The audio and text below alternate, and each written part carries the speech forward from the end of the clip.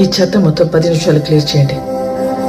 పసివాడి రెచ్చి చూస్తుందా బదులే రాని గతం, మగవాడై నిన్న మోస్తుందా ఎదుటే నిజం, చెరిగినదా కలవరం దొరికినదా ప్రియవరం, కనుగడిగా కరిగినదా ఎదగదిలో సమరం.